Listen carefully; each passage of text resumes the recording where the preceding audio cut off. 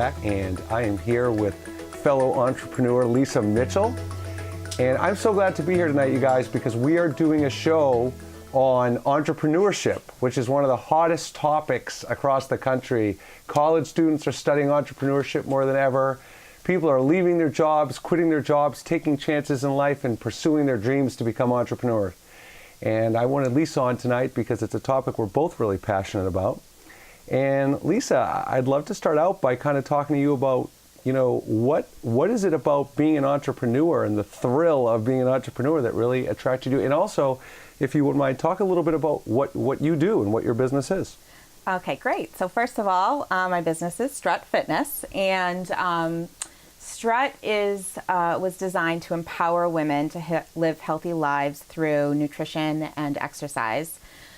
So I work one-on-one and in small group settings with other women, and I give them meal plans and take them through exercise sessions, and we have a lot of fun together. So it's interesting, part of being an entrepreneur, I think, for a lot of people is not only having the opportunity to kind of control your own fate and having no one else to answer to, but you and I both have the commonality of doing something we both love too. So talk about doing a passion of yours and being an entrepreneur. Yeah, so I think part of entrepreneurship is finding your passion, but not only living out your passion, but giving your passion legs and a life of its own. So it's a really cool thing to take something that you love and give it a life and see it grow and see other people enjoy it as well. That's one of the thrills for me. Now I gotta ask you, I talk to people all the time, and if you were to word associate with the word entrepreneur, this is what people typically think. You get to make your own hours, you don't have to answer to anybody, and it's the flexibility of being an entrepreneur. And I have always said, I'm curious to know your take on this, I have always said that real entrepreneurs work harder and longer than the typical jobs that people have. Absolutely. Right? Yeah. Yeah, I think it's freedom. Entrepreneurship is freedom, but it's not freedom in the way that you'd expect. It's not the freedom of your schedule and the freedom of your time or money, really, right? Because you are devoted 110% to that business and to that company and to seeing that venture grow. Yeah, you're in it to win it. There is no 8-hour workday. There's no clock in, clock out. You work 10, 11, 12 o'clock at night. You work first thing in the morning. You think about it when you're sleeping. You think about it when you're taking a shower. Yeah, everywhere you go, grocery store, you're working. You're talking to people and networking, exactly. But it is freedom from building somebody else's dream. That being connected to somebody else's dream, to another company's dream. It is freedom from that. Now I know you well enough where there was a point in your life where you reached where you said to yourself, I don't want people to build success on my back. And it's kind of what you were just alluding to. Talk about a little bit why you made that decision where it's not just working for someone else, it's having someone else reap the benefits of your talent or your abilities. And what kind of helped, how did you make that transition to know, I'm not doing that anymore? Well, it's kind of interesting. So I had, as most people do, you graduate from college and you have to do the real world thing. And I had no other thought in my head than I had to follow the path of what it was that I went to school for and what society was telling me I had to do. And it really wasn't until there was a life-changing event for me, which was having a child, that really put things into perspective and opened my eyes to the fact that I don't have to follow this plan. There's a lot more out there. And I was sitting in front of my computer one day and I just thought, what am I doing? Why am I doing this? Why am I here, working so hard when I could be working hard for myself and making the life that I want to have? You mentioned something I'm very passionate about, which I would call societal templates. I think it's funny because a lot of kids grow up feeling out of place or awkward because they're not following a certain template of how you're supposed to act or how you're supposed to talk or how you're supposed to be. And I feel like a lot of adults that become entrepreneurs have that same epiphany that you had, like, wait a minute, we don't have to follow this template. We're empowered, and your business is great because you're empowering other women. And I wish there was a way, Lisa, where we could take what we learn as adults later in life and kind of pass that on to our kids so they could realize that they don't have to follow somebody else's rule and they can live their dreams. Yeah, I totally agree with that. And especially, you know, I mean, I could be wrong, but from what I remember in younger years, in high school, middle school, you're given all of these opportunities to explore and to develop and to, you know, be part of sports. And then once all of a sudden you hit this age, this like 18, and everyone's, what are you going to do with your life? Mm-hmm. And it's in some aspect, there's like this list that either you've heard from other people, teachers or parents or whatever, that you're kind of, okay, these are kind of my options, and which one am I going to, you know, fit into?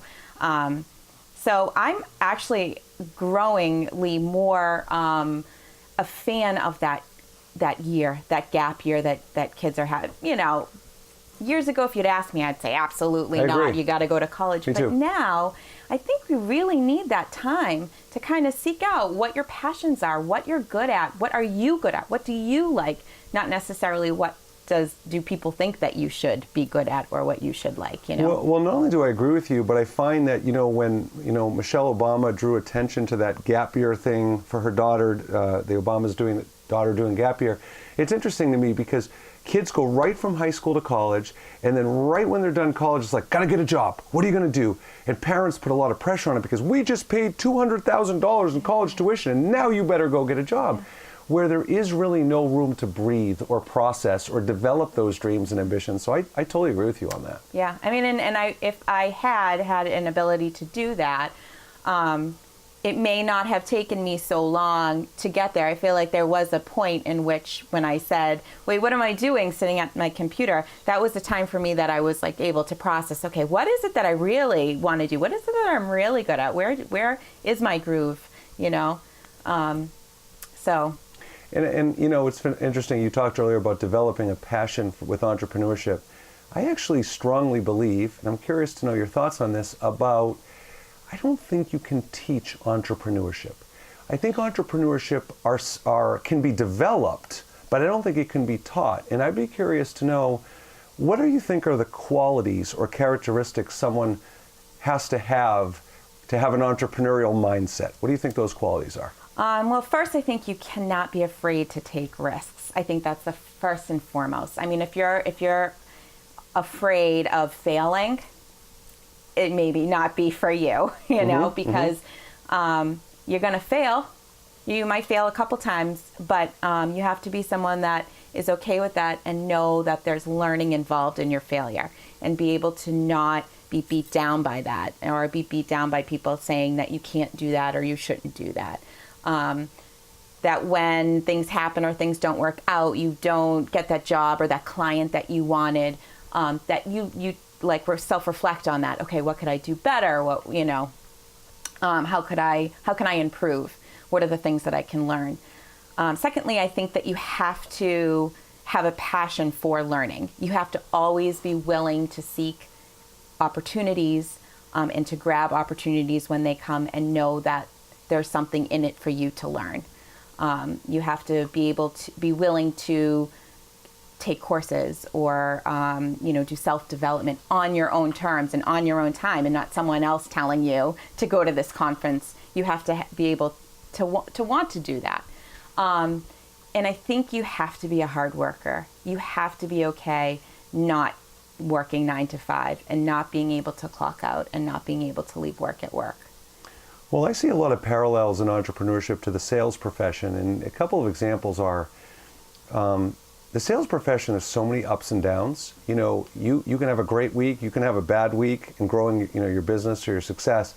And with entrepreneurship, it's all about ups and downs, and it's riding those waves and being able to just stomach that and deal with that. And I think that's one thing. And I think the second thing is you're in control of your own destiny. And it feels good. And I think you hear, Lisa, I think you hear a lot of salespeople make the comment, oh, I could sell anything if I believe in it. And that's what it is for entrepreneurship. If you become an entrepreneurship, you have to believe and live, eat, and breathe that idea. Yes. So I see a lot of parallels between those two professions. Yeah, and it's okay. I'm sure that there are entrepreneurs who just want to work for themselves, and that's fine. But if you're not in it 100%, if that you're not passionate about whatever it is that you're selling, service or product, maybe it's time to move on. So Lisa, you have two daughters. You are a teacher at a big dance studio in the area. So you're around young girls and boys for that matter, but you're around a lot of young girls. What can you tell them? What would be the advice if someone walked up to your daughter or one of the girls you teach and came up to you and said, Lisa, I think it's so cool that you have your own business and do this. What would you tell them? What would be the three things, if you could only get them to remember three things that would help them grow and achieve their dream? What do you think you would say? I think I would say be true to yourself, number one. If it doesn't feel right, if it feels like something that's going against your grain, you got to be true to yourself. Stay away from it. Find something else. Number two, always have an optimistic point of view. Even though something might not work out, something else will. You got to keep that hope up always. And number three, I've always read it, I've seen it, and it's a quote that says something like, if you do what you love, you'll never work a day in your life. And that's 100% true. Find something that you love to do, and it's not going to feel like work. Yeah, and I would add one thing to that. I think, and I know you're going to agree with me on this, I think it's really critical to be around supportive, happy people to pursue your venture. Yes, yeah. Because it's hard enough to ride the waves, but you have to be around people that are going to lift you up. Absolutely. Yeah. Yeah. So, all right, Lisa Mitchell, this was awesome. Thank you for joining us tonight. Thank you for having me.